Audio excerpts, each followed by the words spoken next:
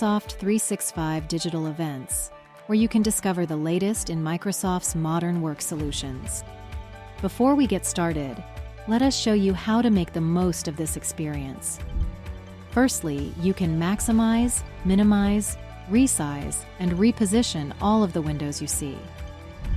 You can also relaunch them anytime using the menu at the bottom middle of your screen. Secondly, don't hesitate to use the Q&A window to ask questions and share your feedback on the topics being discussed. Our experts will be on hand to respond throughout the event.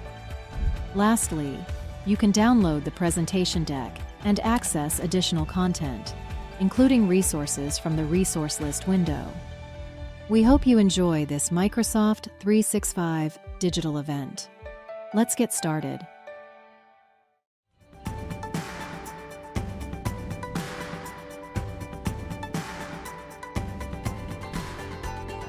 Good morning, good afternoon, everyone. Thanks for joining us today. My name is Vinod Muralidharan, and I'm the General Manager for Modern Work in Asia, and it's my pleasure to see so many of you online today. As we delve into the transformative power of AI, it's crucial to recognize the foundational role that cloud technology plays. The cloud provides the scalability, flexibility, and computational power needed to harness the full power of AI. By leveraging cloud infrastructure, we can accelerate the development, deployment, and innovation, empowering us to solve a lot of problems across multiple industries.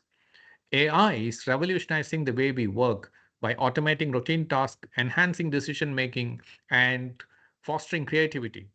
With AI-powered tools, we can boost productivity, improve efficiency, and create more meaningful work experiences.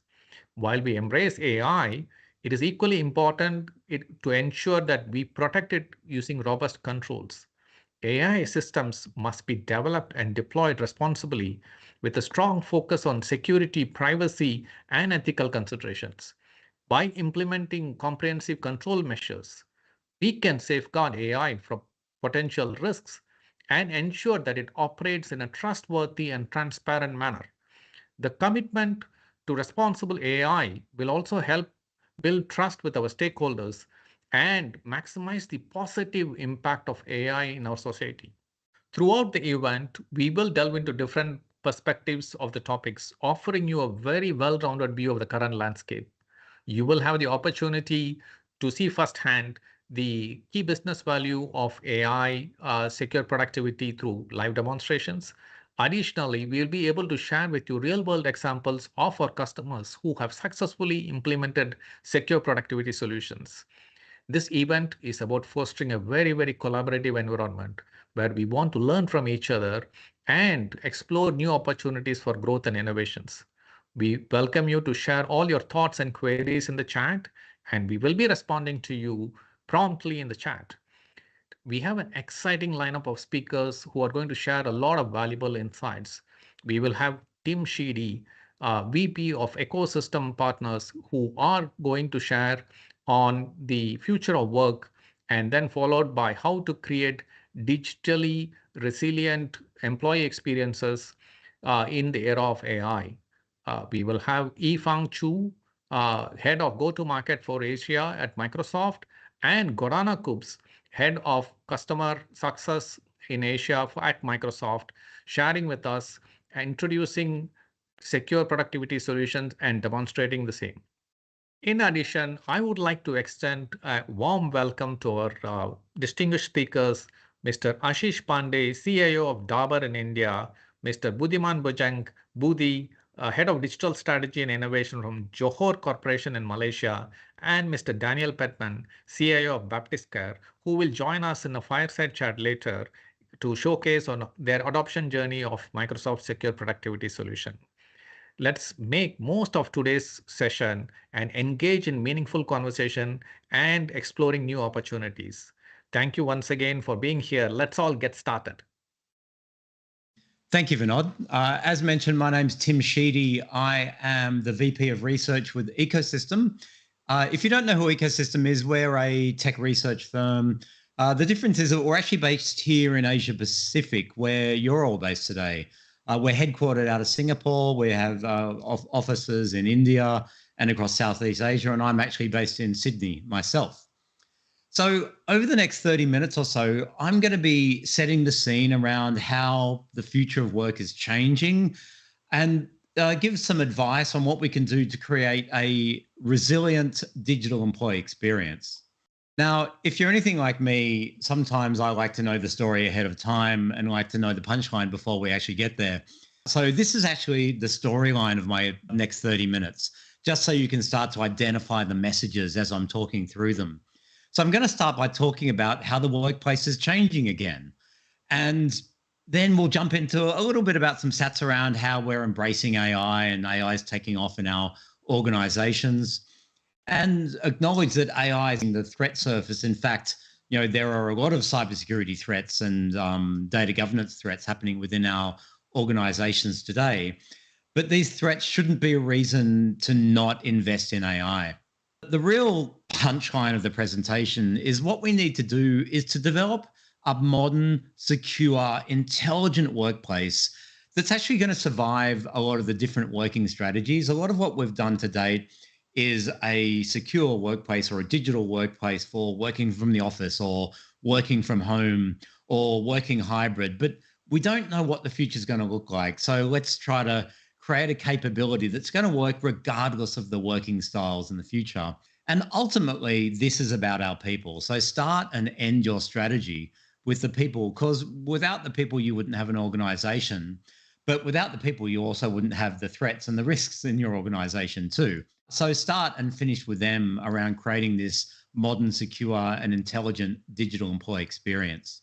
So starting with where's the workplace changing at the moment? There's continual evolution in the workplace. And we know, we were all working in the office and then we're all working from home and then we had hybrid work. And now we're sort of being called back into the office in many organizations anyway. And so what are our organizations doing to respond to this? Well, they're increasing the number of open quiet spaces. And remember that word quiet, because I'm going to come back to that later on to show you how things continually change. They're changing the lighting, they're increasing the size of meeting rooms, they're reducing the size of meeting rooms, they're adding more meeting rooms, they're getting rid of dedicated offices and moving more towards hot desks. Some organizations are reducing their office space. Some organizations are even creating outdoor working areas for those that have respiratory issues. And obviously there's all the investments in furniture and, different setups in the offices. to cater for the changing needs of the employees. So I guess the message from this slide is that there's lots of change going on in our offices to meet the changing needs of the employees and the businesses. Now, I mentioned that, yes, we're being called back to the office. This return to office is sort of on. A lot of it depends on the industry. It depends on the country. And the reality is that there are some organizations profiting from this, right? I heard some statistics from Asia Pacific a couple of days ago that saying tech vendors are starting to try to hire from organizations that are calling people back to the office, because a lot of the tech vendors are saying, actually, we offer flexibility and you don't have to work in the office if you work from us. So some people are using this return to office as an opportunity to hire some of the great staff. But the reality is that it's not just employers calling people back to the office. There are some bigger economic things going on at the moment. Across most of the region, there's been some significant inflation, particularly driven by energy prices over the last couple of years. And many economies, the salaries in many economies aren't really keeping up with that inflation. So for a lot of us, our spending power is pretty flat. Sometimes it's actually going backwards, depending on how much inflation's in our economy. So some employees are seeing that this is actually a chance to get a promotion or to get a pay rise. If I'm sitting there in front of my boss, I can, show that I'm working hard and I show that I deserve a pay rise or I deserve a promotion, maybe over someone who isn't in the office, right? So there is a bit of pull and push factor in what's in driving people back to the office. But the reality is that employees still want flexibility, and flexible work is still on the rise. More and more organizations across the region are considering job share. They're more open to part-time work. I'm even seeing, there are some global organizations that have actually committed to moving to a 4-day work week for all their office workers, all their knowledge workers globally. And it's not saying that they're going to work less hours. For many of those organizations, it's still going to be 40 hours, but they're going to be working that, 36, 38, 40 hours over 4 days instead of 5 days. And another whole stream that I want to explore today is that I actually think, there's some good evidence showing that AI is going to make this soar, right? That as AI does more and more of the job of knowledge workers, there's going to actually be a requirement to have these flexible work, to maybe move to 4 or 3-day work weeks, to keep people employed, to keep money in economies, to keep people spending money, basically. But as I said, that's another whole stream that's worth exploring eventually. But whilst for you and for me and for the people in the office, this ways of work and the future of work is really important, the reality is it's no longer dominating those senior management and board discussions. Not even customer experience is dominating those discussions anymore. I know 4 or 5 years ago, CX was front and center, particularly around that digital customer experience and the need to digitize our organizations. But today it's very much cybersecurity and Gen AI, which are dominating these senior management and board conversations in organizations and government agencies all across Asia Pacific. In fact, around 70% of business leaders in Asia Pacific believe that their Gen AI adoption is not on par with their competitors. So you're probably already experiencing some pressure, or other people in the IT department or other people across your business are experiencing pressure from senior management and the board to accelerate your Gen AI strategy, to increase your Gen AI investments, to find areas where the organization can benefit from Gen AI. And the reason for this, if you took the temperature across boardrooms and government agencies across the region, you'd hear a lot of the people using the term that they want to drive growth without cost, basically. They want the business to scale more effectively. Ultimately, what they're saying is that they want to improve the productivity of their business, right? They don't want all those traditional costs that come with business growth.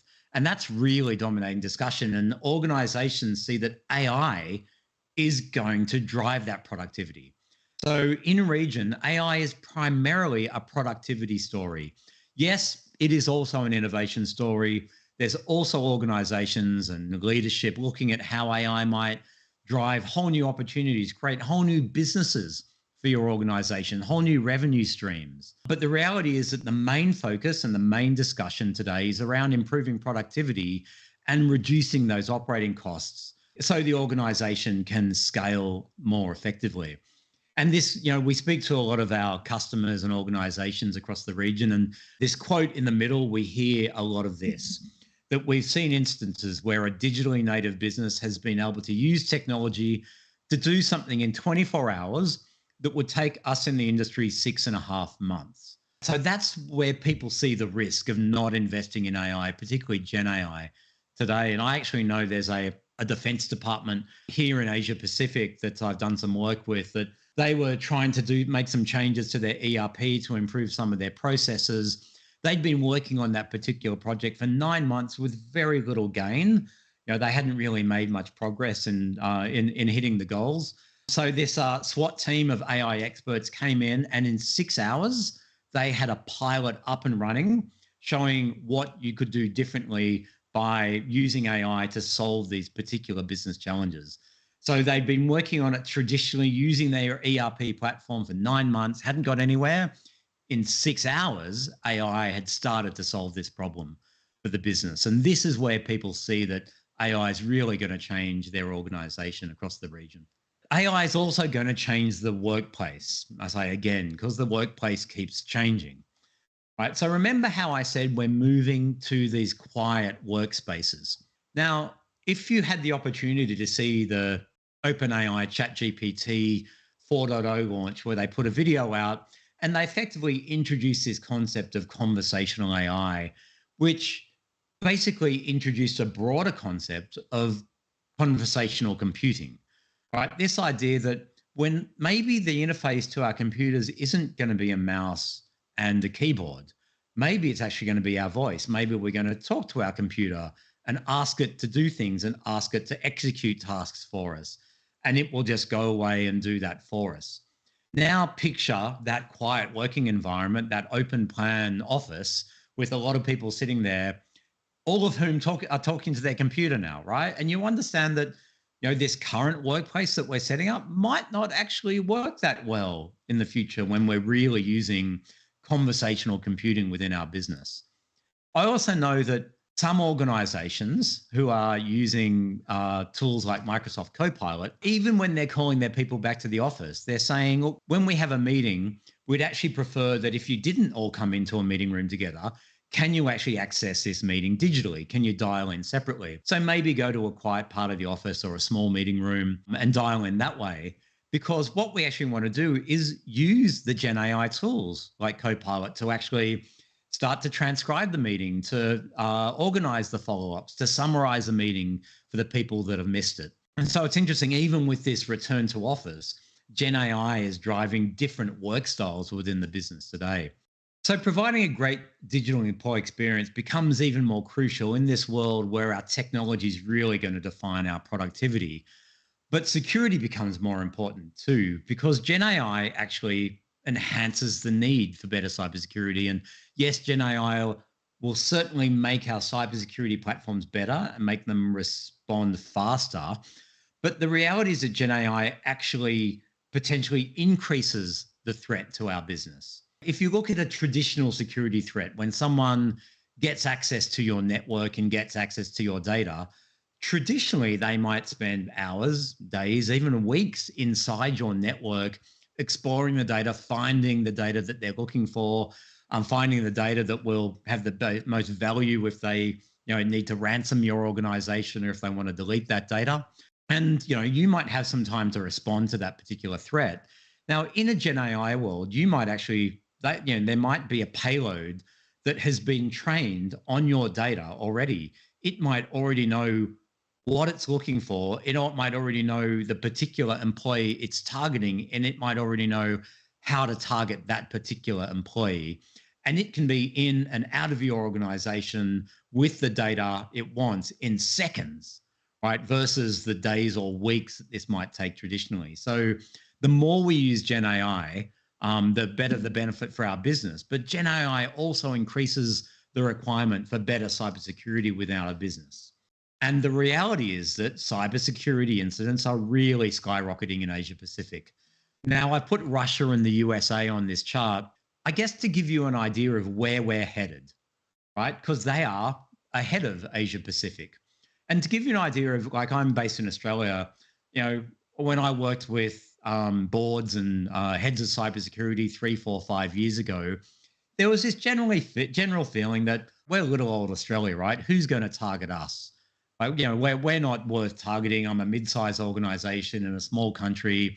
I don't think that many people are going to target our business. Now, I can tell you since then, the number of incidents, cybersecurity breaches per 100 people have increased probably 10 or 20-fold. So Australian organizations, like Singaporean organizations, we're now about half of the US, and we'll get to where the US is in a matter of months or years. And if you look down, if you're Japan or Thailand, Sri Lanka, Indonesia, India, and you don't have many incidences, look up that chart. Right? That will give you an idea of the number of cybersecurity breaches that are going to be happening in your economies over the next couple of years. It is just going to explode. And the reality is these breaches cost a lot of money. Our research has shown that on average, a cybersecurity breach in Asia Pacific costs an organization around $5 million US on average, to overcome the challenges of that breach. And that's everything from the software they might buy, the consultants they bring in, the process changes they have to make, the compensation that they might have to pay customers. But I've actually personally worked with a couple of organizations here in Asia that have spent over $100 million after a single breach, right? So these breaches can cost your organizations a lot. So stopping those breaches from happening is really important, particularly with the knowledge that more and more threat actors are going to be trying to get access to your network and your data. And AI also increases the threat to your business. On this slide, I have just a bunch of organizations that have used AI poorly, that has impacted the reputation of their business and sometimes impacted the finances of their business. One of the biggest ones that you may have heard about is Zillow, a real estate organization in the US. They had an algorithm going out buying houses and selling them for more. That was how their algorithm was set up. It went and bought a lot of houses and then the market crashed. So basically, the challenge with that AI algorithm is it didn't adapt to changing market conditions.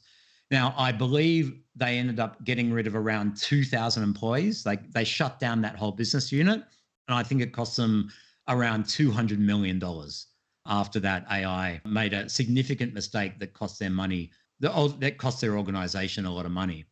But it's not just those sorts of breaches. We hear about racial bias in health algorithms, and I've heard about that in the US, UK, and multiple countries, even here in Asia. There was a great example early this year where a customer who bought a bereavement fare from Air Canada went onto the chatbot and asked it some questions around discounts and getting money back on those fares. And turns out the chatbot gave wrong advice. Now, Air Canada told that customer, well, that's your fault. The customer took them to court. Quite amusingly, Air Canada told the judge, we can't be held responsible for the acts of our chatbots. Right. And the judge, quite rightly went, well, yes, you can. Right. And Air Canada lost that case. After COVID in the UK, this again happened early this year, the government sat down and went, well, we had all these AI tools to try to help us catch COVID, to try to help us stop the spread of COVID. How well did they work? And they actually found out that none of them did anything. There was a lawyer in the US that used ChatGPT to find out some case precedent for a particular speech he was giving in court. Turns out that those cases weren't real, right, at all, right? ChatGPT hallucinated them. Down in the bottom left-hand corner, we have an example of where a publisher used AI to write an article. And you can see it's done a great job where it says the Worthington Christian, open brackets, winning _team _mascot, close brackets, right? That's not good writing for a newspaper, right, or a website. So AI didn't do a very good job there too. There are chatbots. There is a medical chatbot particularly designed for people with eating disorders that was encouraging people to take action that might make their eating disorder worse. So AI has made a lot of mistakes and it's not perfect. But your AI is really only as good as the data that you feed into it. So data governance is really crucial for AI. And yes, organizations across the region get that, right? So 47% are saying that they're at the beginning of their journey, really improving their data governance and compliance. Some are improving their data quality, interoperability, consistency. I'm not suggesting this is the right approach, but some are saying, well, what we're going to do is centralize all our data so we can manage and govern and secure it in one place. And only 6% of businesses are at the point where they're saying their data is fully governed and that they've unlocked their data for AI. So not many are there yet. However, what I hear is a lot of organizations saying this quote that's in the bottom right-hand corner. So I've run roundtables across the region. I've spoken to organizations, from India, Japan, Singapore, Australia, New Zealand, Indonesia, et cetera, et cetera. And I hear this quote or quotes like this a lot, that we're saying we've stopped all our AI initiatives until all of our data is properly governed. Until then, we just don't feel AI can be trusted. And I look at that and say, you're never going to govern all of your data, right? Just in the time that you've been sitting here listening to my presentation today, a whole bunch of people in your organization have gone into Word or Excel or some other tool, and they've gone file, new, file, save as, right? They've just created new data within the organization.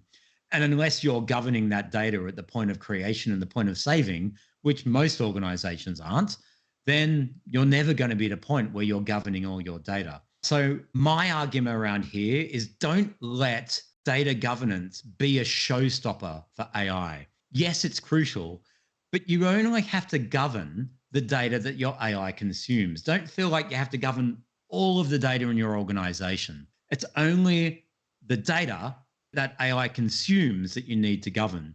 And this is why we're seeing this current trend towards agents, AI agents, right? And that's because an AI agent operates with a very limited range, usually with a very limited data set, right? Because it's got that very limited data set, we know that that data is high quality, it's been governed, we can train the agent on it, and we know that agent's going to do a good job, at doing the particular task that that agent has been set up to achieve. So don't let data governance be a showstopper. Yes, it's crucial, but don't let it stop you from investing in AI, because the reality is that your competitors are investing in AI. They're getting these productivity and innovation benefits that your organization could be getting too. So what do we know so far? We know that the workplace is changing again. It'll change again and again and again, right? That just keeps happening. We're beginning to embrace AI, but AI is increasing the threat surface to our business, and it's also increasing the cybersecurity risk to our business. But don't use these threats as a reason not to invest in AI. So getting to what I said earlier on was the punchline of this presentation. We all need to build these great, modern, secure, and intelligent digital employee experiences, but don't build it based on our current challenges. Don't do it based on our current way of working, because what you'll probably find is that won't change, that won't adapt to new ways of working.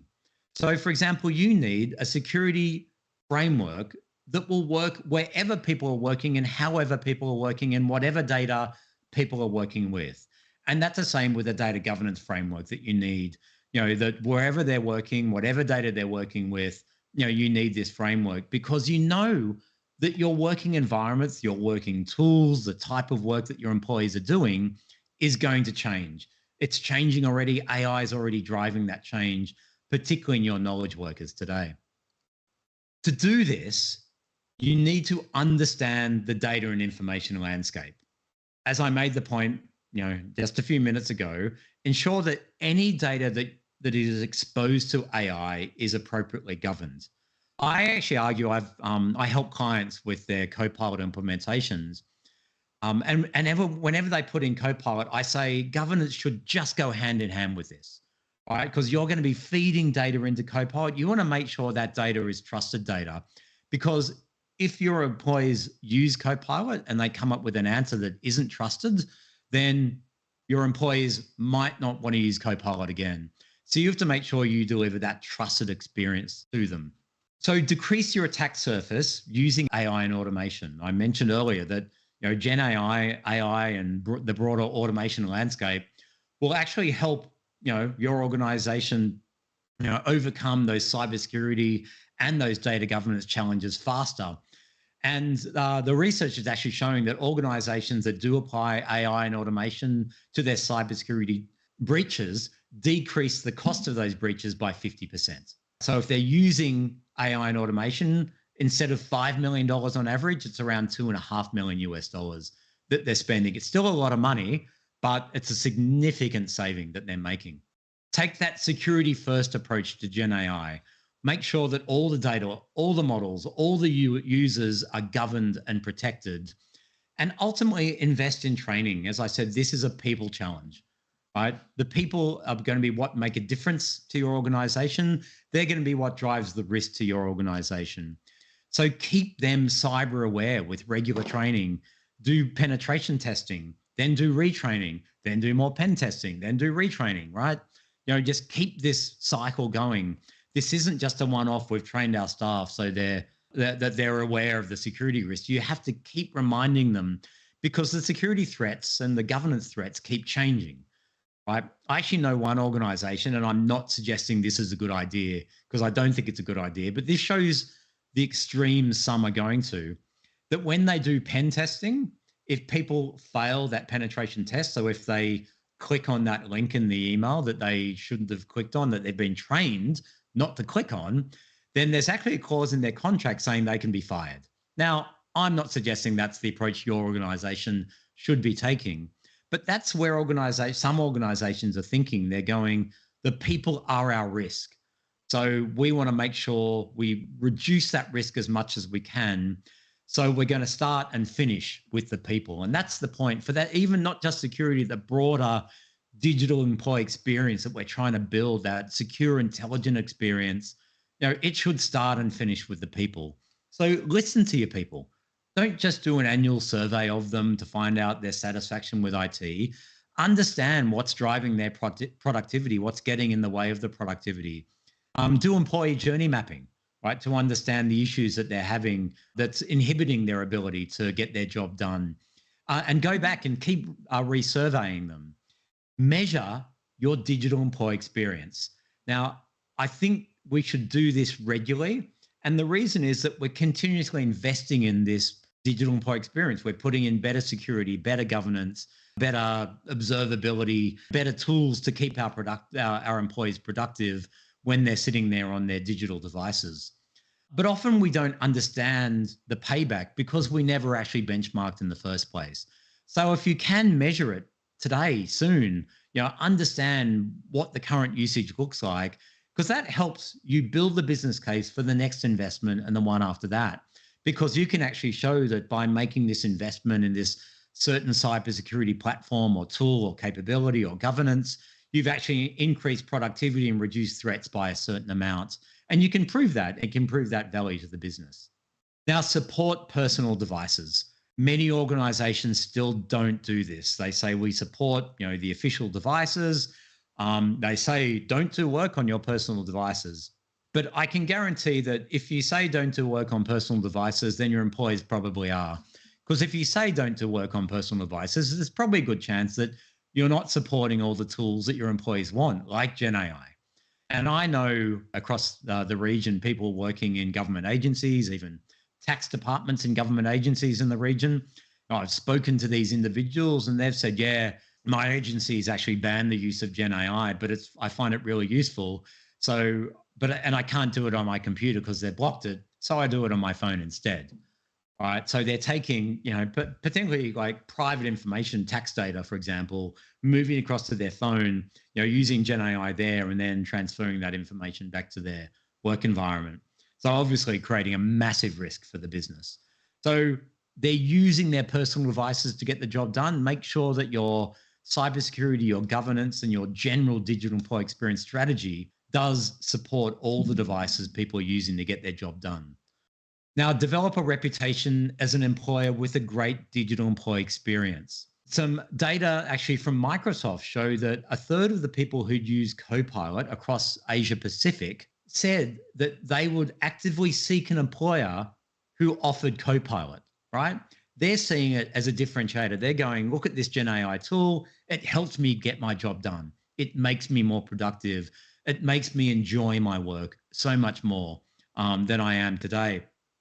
So I'm going to look for a future employer that has that capability, that offers Copilot or that Gen AI tool set. So that your digital employee experience is a differentiator in the market. People will move to your organization. You'll find it easier to employ good talent if you have a great digital employee experience, and the market knows about that experience. And ultimately, focus on keeping your employees productive. Everything that we're talking about today should be focused on productivity. Now, there's all these academic studies done that look at the happiness of employees, right? What are the factors that drive the happiness, right? And then you look at all these employer surveys, right? And they look at the fact that you've got drinks machines and ping pong tables and paid day offs to volunteer and better remuneration, et cetera, all these perks of the job. But the reality is that the academic research shows that employees are happy when they're productive, right? It's actually productivity. The academic terminology they use is when they are in a state of flow. That's when they are happy. And we all know that feeling. It's when you sit down, you put your head down, you get your work done, you're not distracted, and you come out of that going, I got a lot done today. I feel really great about myself. Like today, I really felt like I made a difference. That is what your employees are seeking. That is what's going to drive their happiness. It's what's going to keep them engaged and happy at your organization. And, the data shows that an insecure employee is not a productive employee. So keep them, you need that security to make sure that they're productive. We need these Gen AI tools to drive that productivity, to keep them in that state of flow. So that's where you should be focusing your efforts today. If you can create great, modern, productive, secure, intelligent digital employee experience, then you're most of the way to creating a great, successful organization. So thank you very much and good luck in developing these great experiences. I'm now going to hand over to Yifeng and Gordana. They've got some great demos and they're going to be presenting on secure productivity with Gen AI. Over to you. Welcome, everyone. Today, I'm excited to share how Microsoft Copilot and Microsoft 365 E3 are transforming the way we work by leveraging the power of AI to enhance productivity and security. In the previous section, we shared that 75% of workers are already using AI at work. And out of these, nearly 80% bring their own AI tools. This trend highlights the growing importance of AI in the workplace. We understand that security is a top priority for organizations, and this is where Microsoft Copilot can help. Our goal is to empower and motivate your employees by providing them with the right level of security. With Microsoft 365 and Copilot, you can jumpstart the generative AI transformation with AI-powered productivity platform. And AI-powered productivity comes into play when the environment is secured first. This enables users to leverage Copilot, which helps save time with powerful grounded prompts and ensure that the information are protected and not leaked outside your organization. We take data protection seriously. For example, chat data is not saved, and no one at Microsoft has access to what is being processed. Additionally, chat data is not used to train the underlying AI model. We're ensuring that best-in-class protection for our customer. We are continuously up-leveling our protection. With Microsoft 365 Copilot, you get a secure and compliant version. This means you can protect your data with Microsoft 365 E3 and use Zero Trust Foundation. Lastly, imagine managing secure productivity from a single centralized point. With M365 solution, you can unify endpoint management in the cloud, streamline your operations, and enhance IT efficiencies. It doesn't stop there, though. Our solution empowers you to deploy and secure enterprise applications, endpoints, and identities seamlessly. This means you can focus on truly matters, driving innovation and growth, while we take care of the security and management. When you are logged into Bing with your work account, your corporate account on Microsoft solution, Copilot with commercial data protection is enabled. Now you can ask it to do things like create messaging for a new product and safely include sensitive internal information such as the product specs and pricing in the prompt. With each response, please be reassured that your personal and company data is protected throughout the check experience. And again, none of the prompts are stored by Microsoft or used to train the AI model. The more your employee can practice writing prompts with internal data, the more quickly they can identify AI's best use scenario for your company. If you know your employees are using public web services, now you can clarify which AI-powered chat to use to maintain data protection for your organizations. Copilot is embedded across the Microsoft 365 apps, including Teams, Outlook, PowerPoint, Word, Loop, White Paper, etc. I've been using it for several months, and it has significantly enhanced my daily productivity. Copilot truly is my best and the most trusted partner in the workplace. Think of Copilot as an orchestrator, seamlessly integrating with your existing Microsoft 365 solutions. Built on advanced large language models, Copilot enhanced your productivity by leveraging the capabilities of tools you already use. And in Microsoft 365 E3, we will provide you with even more powerful productivity features. Importantly, all of this functionality operates within strict compliance boundaries, ensuring that your data remains secure and protected all the time.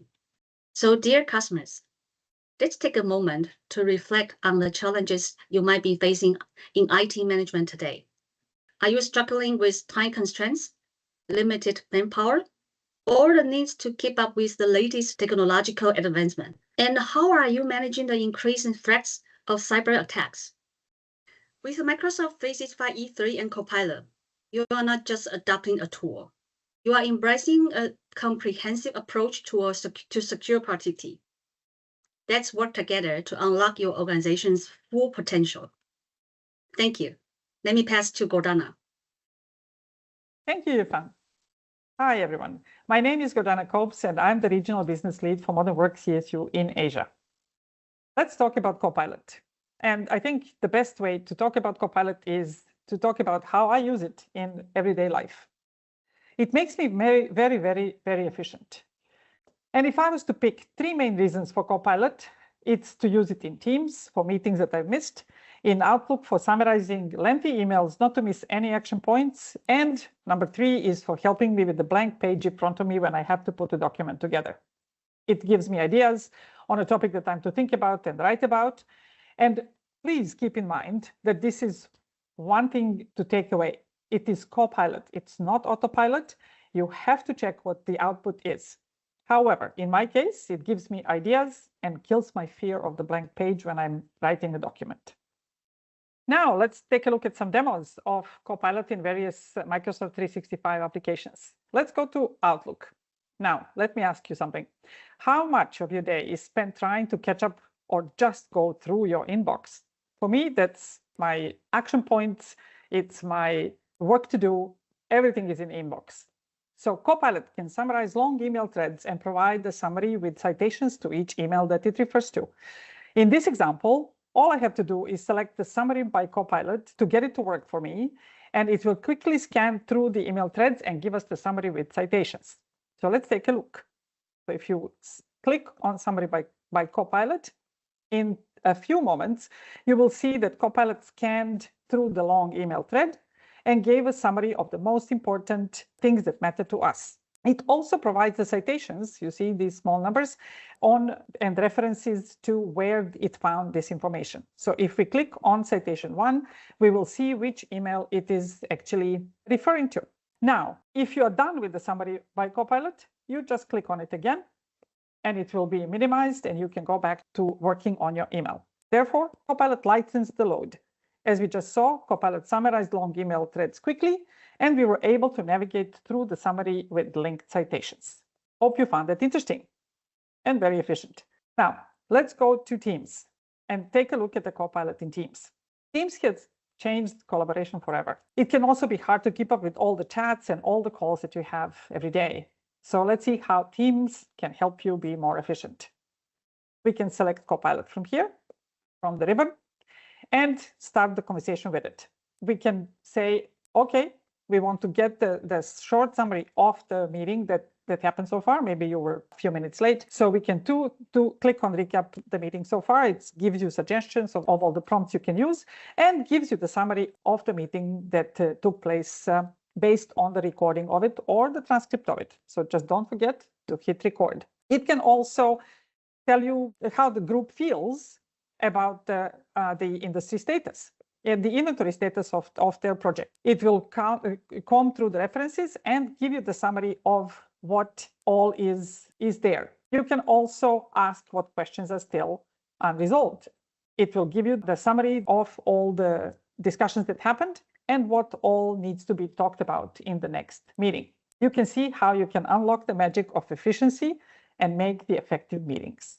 And let's take a look at the Copilot in PowerPoint. You select the Copilot icon when you want to make a new presentation. Create a presentation about, and then it gives you the text box to fill in. And in this case, we want to talk about Copilot in PowerPoint. You press send, and you will get the outline. You can also go for the optional buttons, select add to add more text. You take a look at new topic, and then you press send, and you will get additional information in Copilot. You can select generate slides, take a second, and provide you with a presentation overview. You pick the one that you like, you say keep it, and you're done. All right, so let's talk about security. I don't mean to scare you, but the cyber threats have grown tenfold. The speed, the scale, sophistication of cyber attacks today is increasing rapidly for both our customers and for Microsoft. When someone falls victim to a phishing email, the average time for an attacker to access private data is only 1 hour and 12 minutes. The global scale of it all is just astounding. We are seeing the 10 times increase in password attacks, growing from 3 billion to 30 billion in just 1 year. The number of organized attack groups is also growing. Now we are tracking more than 300 significant threat actors, up from 200 last year. Cyber jobs, therefore, are feeling 10 times harder. If it was not daunting enough, we are facing unprecedented complexity of cybersecurity, making cyber jobs really, really hard. Organizations on average have about 80 different security tools. Not only that, they have to stitch these together to integrate them with the rest of the IT landscape and make sure that the data and insights flow seamlessly across and get them to work effectively together. Add to it the global security talent shortage that organizations are facing today, with 4 million security jobs unfulfilled worldwide. You can add to all this the challenge of highly complex regulatory environment.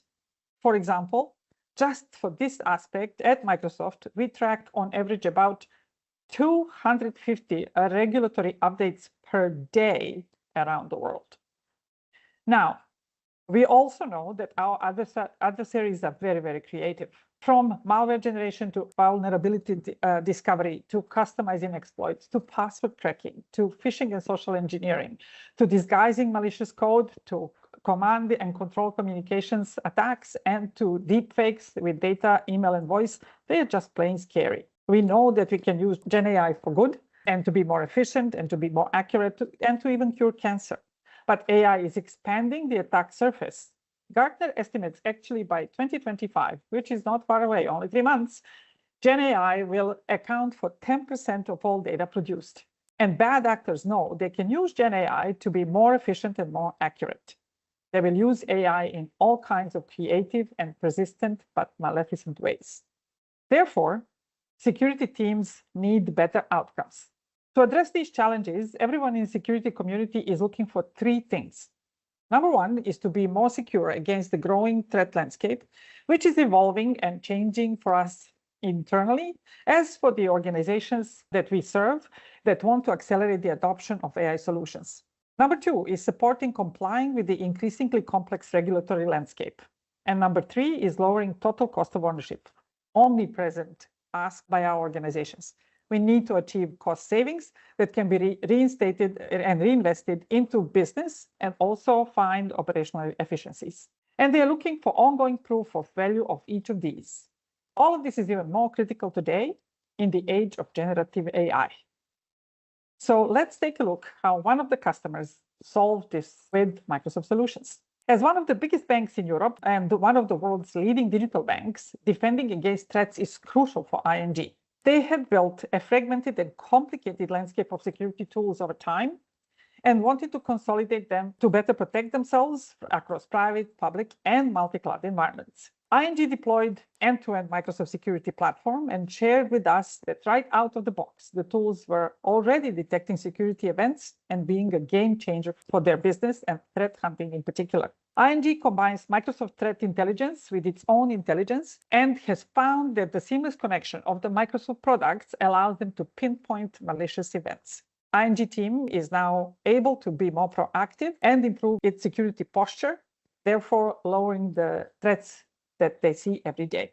So let's take a look at what the Microsoft portfolio of security products is. We have Microsoft Defender for Endpoint. The threats are no match to our solution. With MDEP1, you get attack surface reduction, next generation protection, and centralized configuration and administration together with APIs and integration. All of this is applicable across all the platforms we know today: Windows, macOS, Android, and iOS. Let's talk about the use cases actually and the scenarios that our customers preferring. So who is the target customer for MDEP1? Microsoft Defender for Endpoint P1 is the enterprise and SMC organizations that are looking for prevention capabilities and an endpoint protection product. More granularly, the customer types we would like to engage will align to the following 3 use case scenarios. Number 1 is looking for managed prevention only. Customer is not yet mature and is running EPP only. Alternatively, the customer has separate endpoint protection and endpoint detection and response and is looking to replace the existing EPP solution.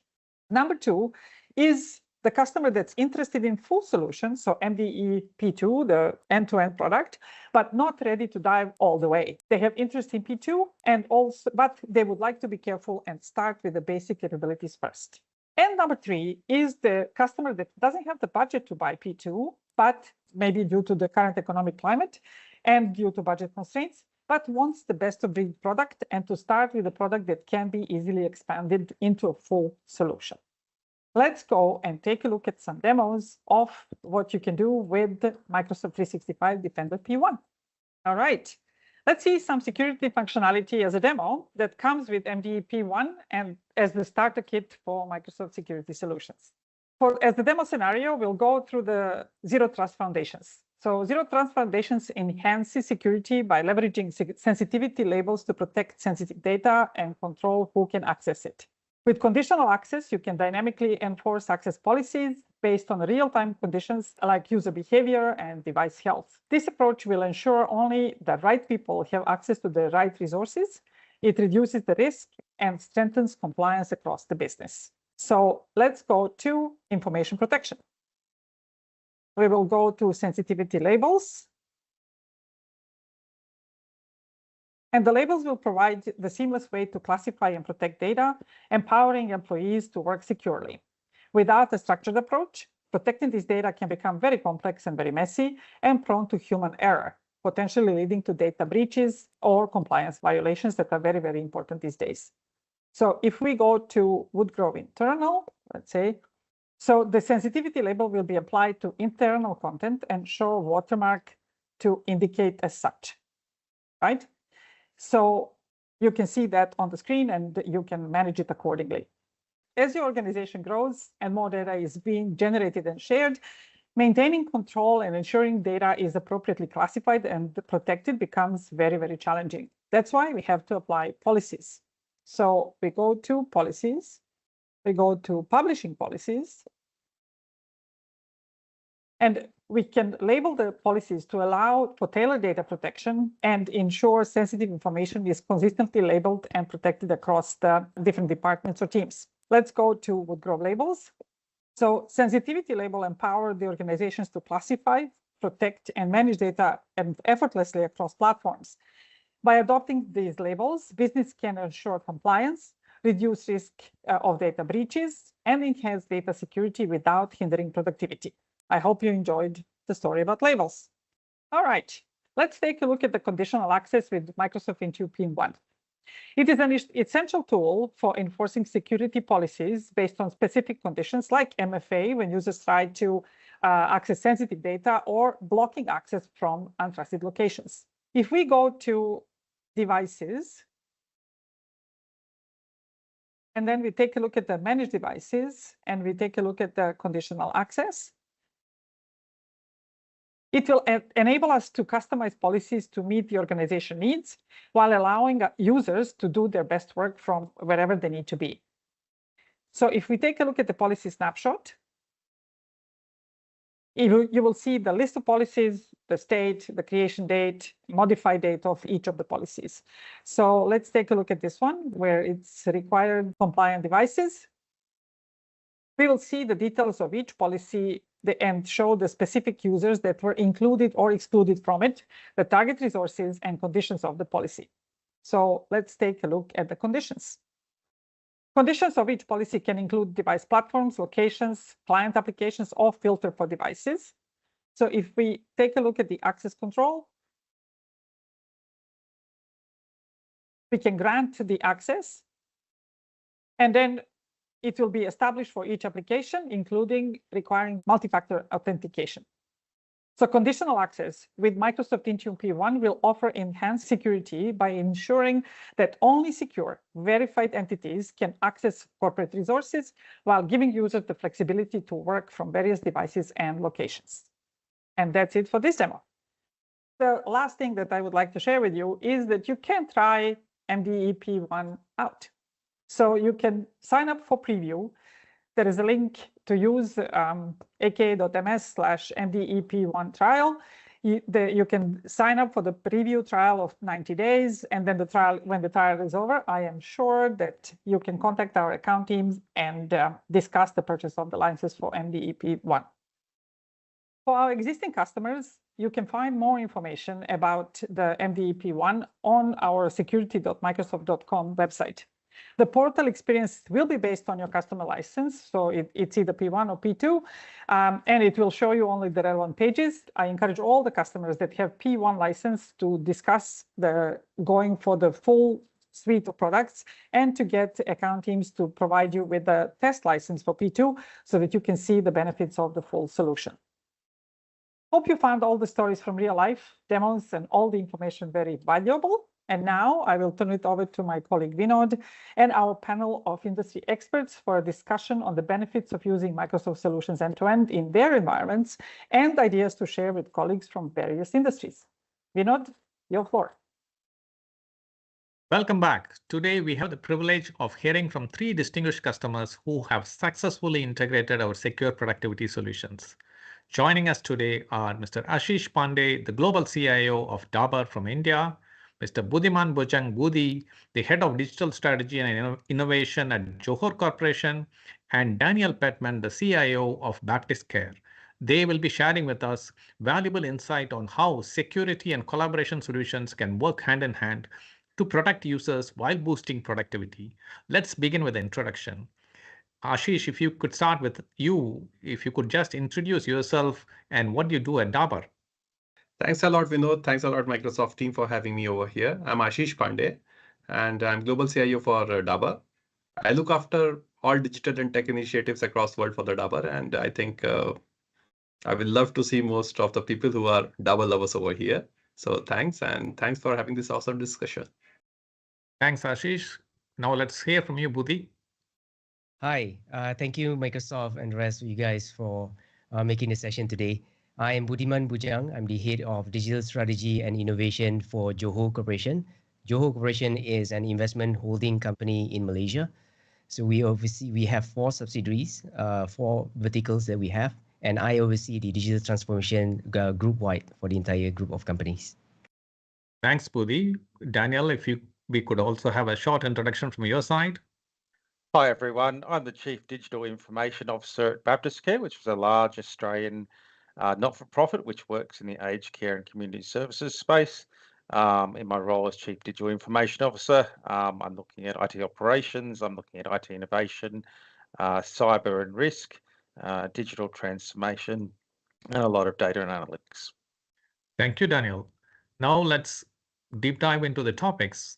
We have heard a lot about the transformative power of generative AI in enhancing efficiency and automating tasks. Budi, this question is to you. What are the trends you're seeing in workforce and more specifically within your own organization, and how is it impacting your organization? Thank you for the question, Rajiv. Over at the Johor Corporation, we focus on 3 elements, which is people, process, and innovation. So we previously, during our digital transformation journey, we started back in 2021, and we put a heavy focus on embedding technology within our digital ecosystem. And then we realized after the years of driving the digital transformation is that we realized that having technology without having a full leverage or capacity being enforced to the people within the organization comes to no use. So we kind of pivot our digital strategy to focus on 3 elements, which is people, process, and innovation. So we look into the business processes, we really look into the blueprint of our entire digital ecosystem, and we look at the areas of where we can increase efficiency and productivity. So that's where we embark on the journey of automation for efficiency. And this has been pivoted again by increasing the use of AI to automate the tasks, which leads to higher efficiency and productivity. And we also practice we have this element of 3-2, where 3 days we work in the office, 2 days work from home, and 2 days for the weekends. So having said that, the remote work integration comes into the area of focus for us at Digital. So we look into AI tools to facilitate the remote work, enhancing the collaboration and communication within the people and each teams. So having a focus with integration and collaboration across the people of the company creates these synergies of how we can transpose data, how we collate data within one team and all applications within our digital ecosystem. And we encourage the people, we embark on a DNA where we have this cultural reset project that we have in Johor Corporation. And one of the elements is digital fluency. So digital fluency, we actually encourage people by doing tons of awareness sessions, skill redevelopment. We grow the emphasis of upskilling the employees to work alongside AI technologies. So we build tons of use cases. So what the digital team work as is we do work as a center of excellence at the same time. We do experimentation because AI is relatively new. We started off with ChatGPT back in November 2022 when it was first released for public. And then we begin to build more and more use cases. So aside from being a data-driven organization, we look into, we pivot our analytics to become a decision-driven analytics.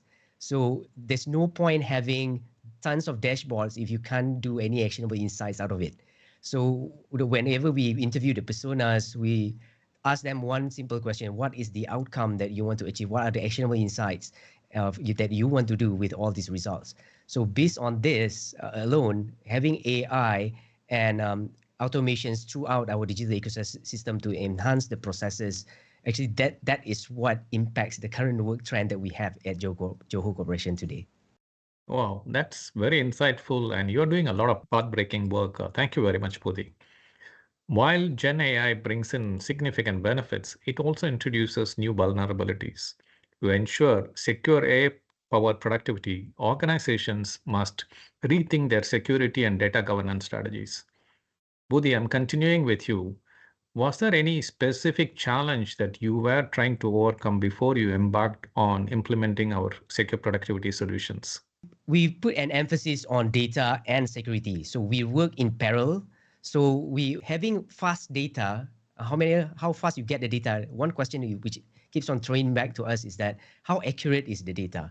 So it's not about a question of having the data fast, it's having the right data fast at the same time. So that's where the security elements comes in.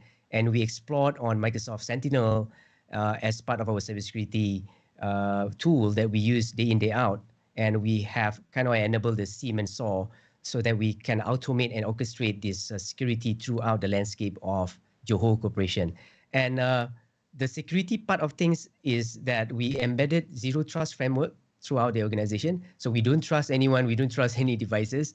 We perform due diligence checking with all the people by sending out emails, phishing emails to know where are the vulnerabilities within the people as well. So these are the kind of exercise that we do at Johor Corporation to scale up the usage of data, at the same time being secured, being assured that we are secured with the data being transposed in our analytics. I think you're so right in terms of telling, okay, like we need to give feedback to the AI as well. Like if you see the thumbs up and thumbs down sign as well is something that the AI learns whether it is taking in the right answers or not. And at the same time, okay, like we call it co-pilot. You are still the pilot, so you need to guide it. Okay, so like zero trust, quite interesting. I think that becomes very crucial as well.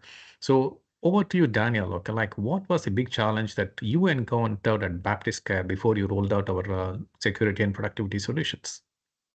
Yeah, there's certainly a number of challenges that you're sort of faced with every day, but one of the challenges, particularly working in the aged care sector, and this is a global problem, I guess, as the world's population ages, is there just aren't enough workers to care for all the aging people. And so certainly in Australia, there's quite a large shortfall in the number of workers available. Baptiscare has done a lot of merger and acquisition as well, and part of the risks around merger and acquisitions are certainly cyber threats as you integrate different systems, different sets of data. So when you sort of look at all these challenges collectively, I think AI has a big role to play in, empowering people, saving them time. Some of the technologies we've deployed is Copilot to all of our managerial workers, all of our knowledge workers, and Azure AI chatbots, which can be used from anyone across our organisation to look at what sort of policies we have, get answers in a quick and easy way. And of course, with all of these things, you have to do your due diligence in terms of security risk. We've got the Sentinel, Entra ID, a lot of data scanning and security around how we secure our files, because AI is certainly a vector where you can go finding things that if they're not well secured, it's easy to find those things. So look, I think AI certainly those type of tools are very beneficial to saving staff time and taking pressure off people when they're in high demand sort of environment. So after rolling these out, we've had very good feedback. We've noticed significant productivity improvements, and we've managed to manage that security aspect associated with AI risk as well. Thank you, Daniel. It's clear that addressing the productivity and security challenges are crucial to any organization. I think it's so great to hear a very, very structured approach from your side. And it's not only internal governance, but also governance in terms of how people use and what are the guidelines that they should be following. So building on that, Ashish, okay, like how has integration of the Microsoft solutions influenced your own digital transformation journey and your own journey towards driving increased operational efficiency? That's a very interesting question, Vinod. And when I'm doing some solutioning, when I'm doing any transformation journey, when I'm embarking, I want to reduce complexity. That is one of my primary aim. And with Microsoft and bringing the entire ecosystem of products and things, it actually becomes very easy and seamless. And over the period, how things are evolving, I'm very much impressed with that. The reason is that you have options that I can take things separately, I can bundle them, or I can switch, I can remove, and effectively all management from one console. That's the beauty. So that is why I'm saying that simplicity and complexity, those are like stark away positions which one can take. Yeah. And this is where I'm loving it. That's the reason primary. And I see that overall bundling in a lot of things, coming it from one singular provider, which is very trustworthy. That makes our life very easy. And second is about that the whole unique level of collaboration, which good people brought in and the good companies brought in, that creates that kind of culture where I know that what is the best which is happening in the industry and why I'm not embarking on that journey. So these are the things which have brought in very good flavor. And I see that this collaboration and overall the effectiveness of this collaboration will continue to grow more. Thank you very much for sharing those insights. It's quite inspiring to hear on how our solutions have driven such significant impact at Dabur. And you're right, okay, like the power of Microsoft is, okay, like we can give you all the bespoke solutions or even the combined solutions. And the power is in your hands in terms of how to effectively utilize that. Now, continuing with you, Ashish, how have you seen the communication and collaboration aspects within your organization improve after you rolled out our solutions? It's significant, Vinod. It's significant. And I actually come across very few organizations who are not using collaboration tools of Microsoft, to be honest. And nothing for or against any such products. Yeah, every product has their own beauty. But when I see the ability, the way Teams has evolved, again, this is a journey, right? I've been going through the overall product and the product portfolio in last 4-5 years. The way things have changed within Microsoft. Somewhere in 2018-19, we started realizing that cloud shift is pretty huge. It's pretty big. And we were not taking collaboration space as that going through that significant change. Of course, COVID brought in that shift as well. We have to give we have to see that angle as well. But I think organizations were already into that journey. Many organizations were already into that journey. Now, if I look at the overall suite and how it integrates with each thing beautifully, especially how Teams is becoming a central space for all your interaction. And now over that, when you are bringing in Gen AI capabilities into that with Copilot integration, things become much easy for people. You are right away able to understand what has happened in a meeting. You are right away able to tag people. You are right away able to create actionables out of it. That is of immense value. It is a huge boost in productivity. And the major challenge is actually there are so many things that people often don't know that how best they can use. And many a times, everyone uses things in their own way. So that collaboration, those success story, they need to be discussed and they need to come out more often. That is something which I actually want to see. And if I'm speaking about overall collaboration I'm not just speaking about my organization. I would like to see that change and transition happening across the world, right? We often discuss about own organization. We often discuss about how collaboration has improved within my space. But I will love to see the similar language, the similar way people are doing things. For example, transcript and language translation will bring lots of edges, right? People will be very natural in their own language, and they will be able to express what they want to. And we won't be just hearing them, but we will be actually listening them. Those are great insights, Ashish. Okay, and it's great to see that it's not only has impacted you, and you're seeing that much broader as well. And we are continuously striving to bring in all the platform components, be it Teams, Copilot, everything improved on a day-to-day basis. So we are able to integrate that fabric of data within the organization. So and to your point, okay, how do we take care of those people, okay, who don't know how to use, and how can we make it simple for them to access the data and reason and get outcomes? So that's something that we are striving on a day-to-day basis, and great to see partners like you joining hands with us. Now, I'm just going to Budi. Budi, if you look at your own journey, okay, is there any measurable impact, significant measurable impact that you have seen after implementing our solution? Like if you are something proud about, okay, this KPI is something, okay, like I'm so proud that after I implemented the Microsoft solution, I'm seeing this as a benefit in my overall business.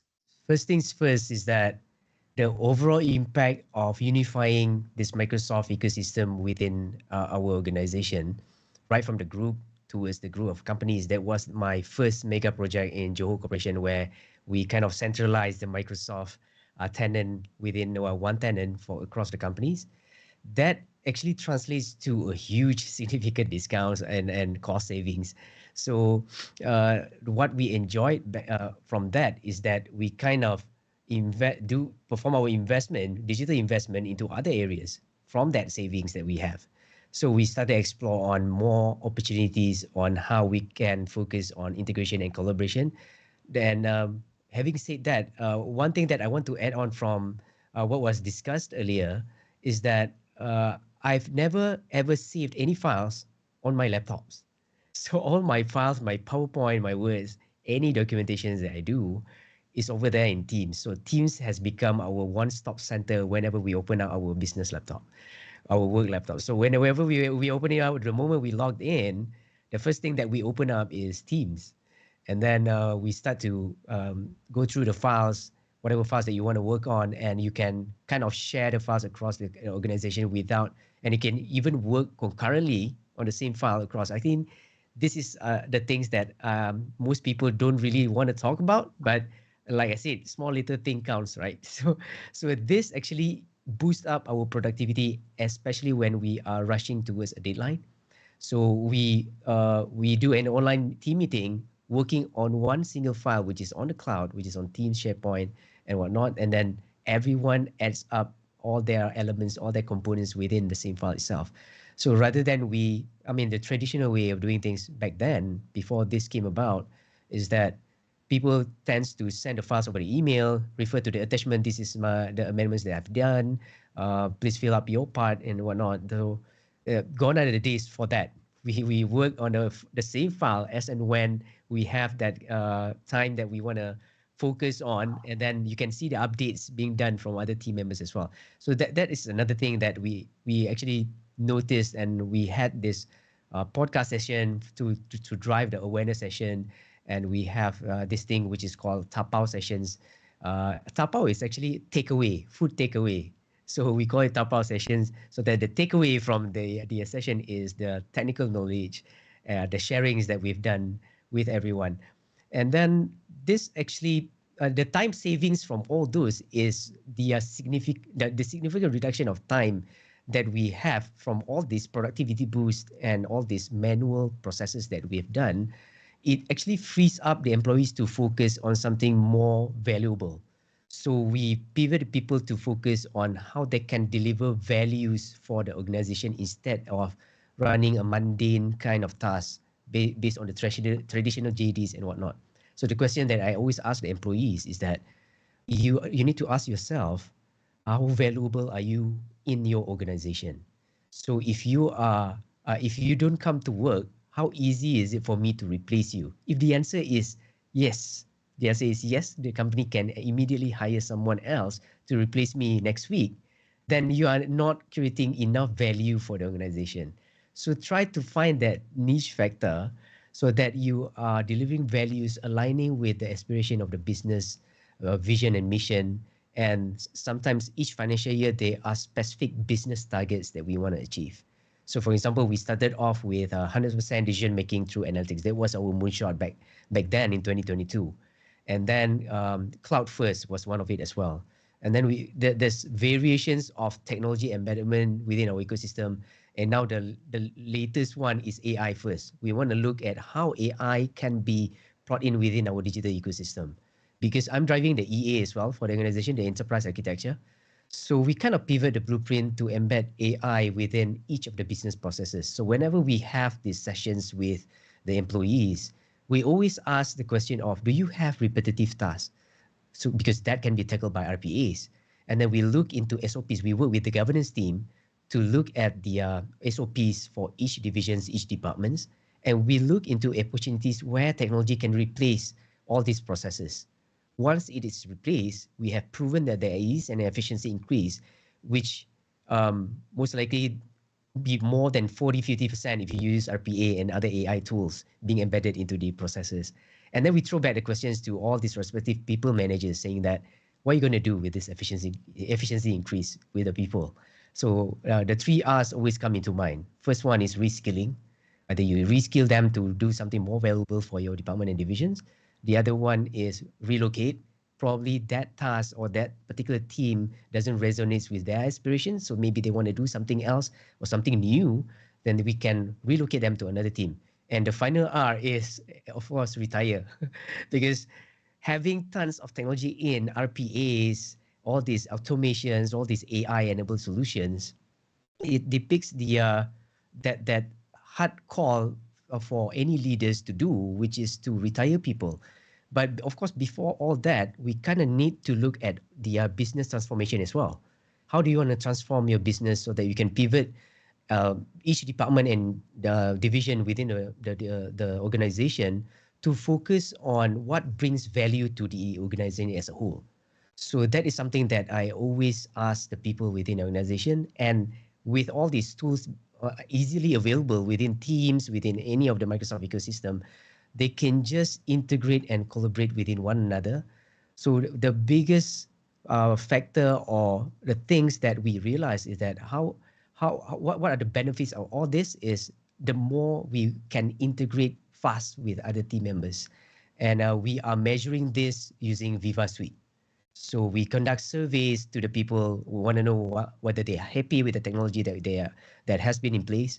We want to see whether the tools that we have deployed are meeting their expectations. So we do that from the Viva Suite survey. And then we are also tracking our objectives and key results through Viva Goals.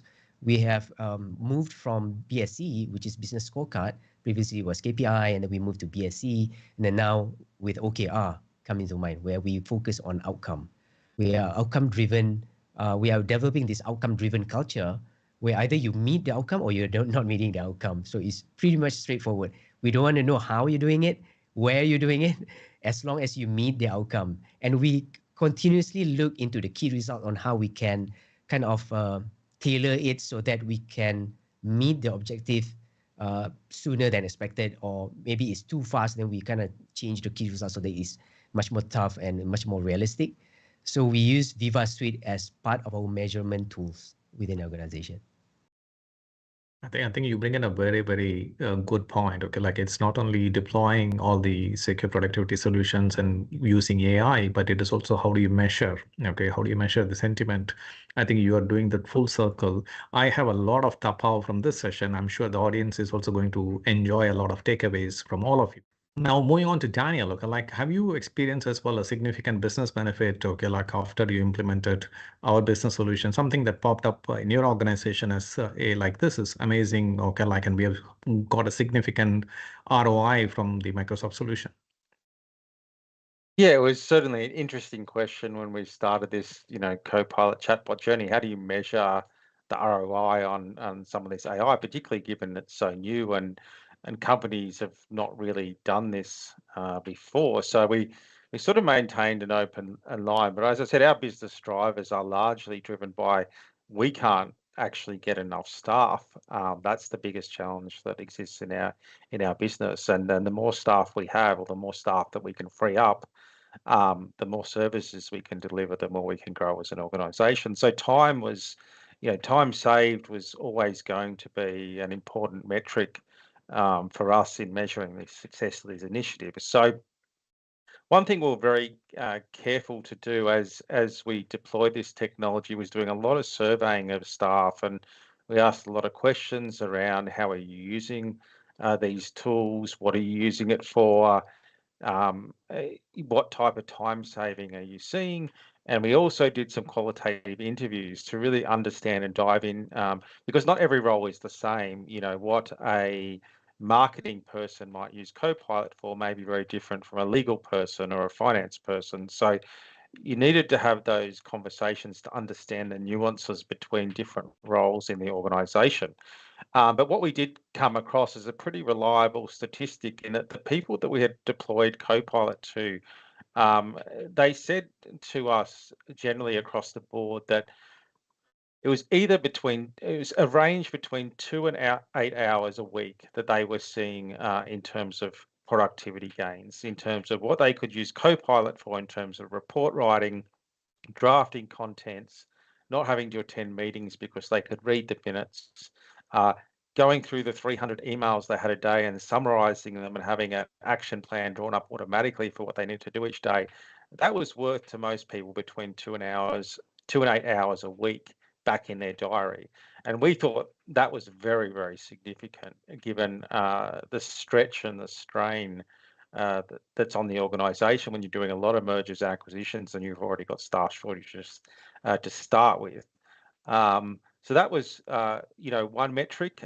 We also used Microsoft adoption dashboards. We were very keen to make sure that Copilot was being adopted. You don't want to invest in these licenses and have people stop using them or lose momentum. And we know that we're in the high 80% in terms of people who've had that license deployed to them. They're using it regularly because we can see it on the dashboards. We can see the actions that are being taken in Copilot. And we know that's a high percentage. Look, there's always a few people who Copilot may not fit their role, or there's some churn in the company, a position has moved on and a new person's coming in. So that sort of accounts for that 10, 15% where we don't see regular usage, but it also helps us target where we're not seeing regular usage. Is that just not a role that's suitable for this technology, or is it someone we need to go and upskill? Is it a new person to the organisation that hasn't been through all the previous training we had before? I think we sort of measured momentum as well. So in the chatbot case, what we really wanted to see is as we loaded in more content, we were seeing increasing number of questions being asked a week, and we'll see increasing interaction with that chatbot. Because again, we know that translates directly to time being saved. And we know in many cases that people are getting better answers than they would if they're trying to locate that information manually, or they're asking someone that doesn't really know the detailed information. So we've tracked and seen that a steady increase week on week, month on month of questions being asked going up, and feedback being given. Of course, you always want to have a metric in there. I always say a good metric for security incidents is that it's 0. And of course, we haven't had any security incidents as part of this generative AI rollout, which is quite pleasing as well. The last thing, and this is not really quantifiable as such, but I think you can't understate the cultural impact of rolling out this AI technology. We are, I think, at the early stages of AI. I think if you look in 2, 3, 5 years' time, you're going to really see AI become, the backbone of a lot of organizations. We really wanted to get our organization used to using AI in a safe space. Experimenting Copilot and chatbots is an easy way to skill people up and get them using AI and comfortable with AI, because we work in an organization which is a people-first organization. We're all about caring for people. So AI can be a little bit scary when you initially sort of introduce it. It's kind of the opposite of that. But that's worked really well. People are engaged, people are having conversations, people are posting their own prompts, people are comparing notes and ideas, they're appearing in case studies, and we've had AI hackathons across the organization looking for ideas and how we can grow the AI sort of footprint earlier. So I think it's a mix of qualitative and quantitative. And you need to be measuring it regularly. As I said, AI is a product. It continues to evolve. It's not a one and done. It's not you roll it out there and stop. You've got to keep measuring that adoption, the utilization, the time savings. And as AI gets better and better and better, I expect those sort of metrics to improve even further over time. I think very valuable feedbacks, okay, where you have not only seen gains in productivity, but it's also inspiring the workforce to be much more engaged and do the next thing. And at the same time, okay, like what you tell, I think we need to be constantly on this curve where we can make it better and better to help us. So with that, let me move on to Ashish. Ashish, like, what would be some of the unexpected gains that you've seen since you implemented our solution? Okay, something that you didn't plan, but you find that, okay, like, hey, this is a very good outcome after I rolled out the Microsoft solution, and how it is also shaping some of the thoughts on your own technology strategy moving forward. Great question, Vinod. And first of all, what I do is that I keep interacting with the people who are having licenses, Copilot access and everything. And I keep pondering that how we are using. One of the things which we are also doing is that we are also tracking adoption. And we have made some of our own, like there are elites, there are people who need catching up. So we have made different kind of cohorts and we keep reporting on them as well. So that is one thing. And second is about that, as I said in my earlier conversation as well, that everyone is using it in different way. The best way where I'm seeing is how people are disseminating the data. So let's say that there is some Excel and you are doing different kinds of pivoting. You are doing different kinds of formulas and all those things. That kind of thing is kind of wherever people are able to give the right kind of prompts, they are able to get good help out of it. And they are able to actually answer the questions right away. So that is something which is a huge help. Second help is about going through the documentation. So one of my colleague, he was doing some comparison. So basically there was an RFP where we were doing different kinds of comparison between the different kinds of responses submitted by multiple parties. This became way easy. This became really easy. And he was doing all the comparison. He was creating comparison charts out of it. All the documentations which are in different format, we are bringing into the similar analogy and comparing them. It becomes very easy. And the best part that now we have agreed, we have aligned that next time, whenever we are doing any RFP, of course it is with different partners and third parties. Yeah, we are going to give them a link. So every party will be having their own link so that even we don't have to push those links to SharePoint or anything. So that is how we are thinking to run the show over here. So immense help. Yeah, I think thanks for sharing those valuable insights. Okay, it's quite impressive to see a lot of tangible benefits and use cases that you are able to realize. And I think even for the audience, okay, like I'm sure collectively they are going to learn about new use cases as well, like the ones that you are thinking about RFP is all new things that, okay, like everyone can use. And there is also now Copilot in SharePoint that helps you compare a lot of files at the same time. So with each passing day, okay, like the functionality gets even better and better. Now over to you, Budhi. We have a lot of customers, okay, like who are looking towards the future. They all want to implement AI tools, but from your experience, okay, like how should be the practical considerations on security and productivity while they actually roll out AI tools? What should be the considerations or tips that you can share to the customers who are listening to us? I would say start off by it's as simple as you want to market something new. So you are introducing something new. So you need to show all the sexy stuffs first. So what are the capabilities of AI to actually help them on their day-to-day? So what we did when I think the first experience that we have with AI before Copilot came about was the Bing Chat Enterprise. I mean, not to talk about ChatGPT because that is publicly available, but Bing Chat Enterprise is one of the first enterprise Gen AI that we have within our ecosystem. So what we did was we built up tons of use cases. We experimented it first. And once we kind of collate all these successful use cases that we have done throughout the experimentation, and we share them across the people of within the organization through all these awareness sessions that we have. And we share them what are the values that we are getting out of it and how we can map out whatever gaps that they are having right now. So the easiest quick wins is those documents that they need to generate some descriptive elements. For example, like AR memos, any documentations. So we also have that culture whereby when they show us these were generated by Gen AI, we don't penalize them. We actually ask them, did you double check whether those results are accurate or not?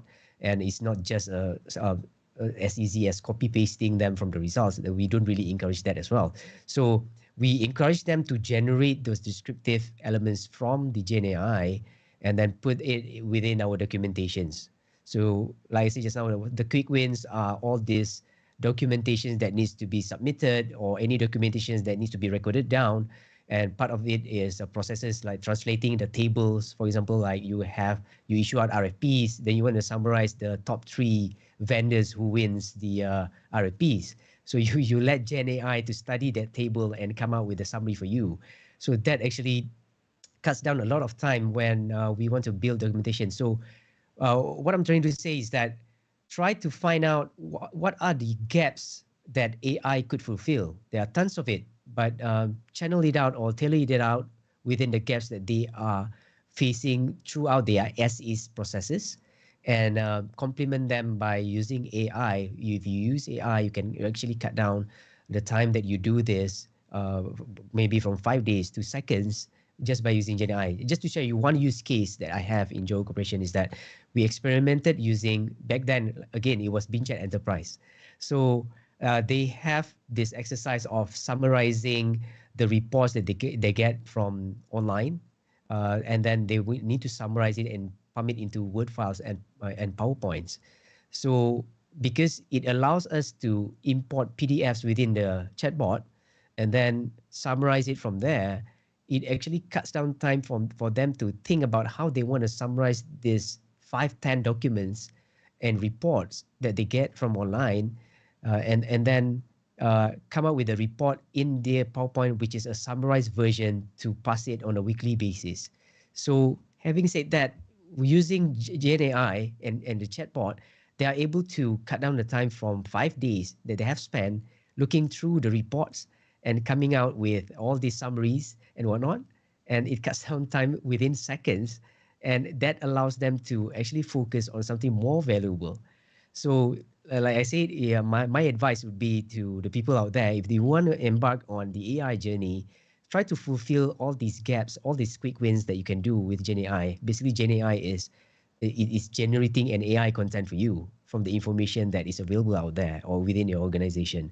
Try to find that gap, whichever descriptive elements that they want to create or they need to populate, then use Gen AI to replace those. These are the quick wins that I truly see that is being used by most of the teams within Johor Corporation, and then they try to explore other areas of AI within their processes, automations, and whatnot. Thank you for the very valuable sharing. I think it's a very strong and insightful recommendations. As we come to the close of the session, okay, like any final comments, thoughts from all of you, I do want to ask one final question to all of you is, okay, what would be the recommendation on any security considerations that you would give to the rest of the customers who are starting on this journey? With that, okay, like probably we start with Budi. To us, security, it depends on which area. So for us, the security that we are focusing on is all these data elements that we have, because we are already on a cloud-first journey. We went live with cloud-first about 1.5 years ago. So most of our SaaS solutions, applications, and whatnot resides in Azure. So the areas that we look into is we focus on the, like I mentioned just now, Zero Trust framework. We look into identities. We look into devices connected to within our network. We have just transitioned from a traditional way of NOC into AI ops.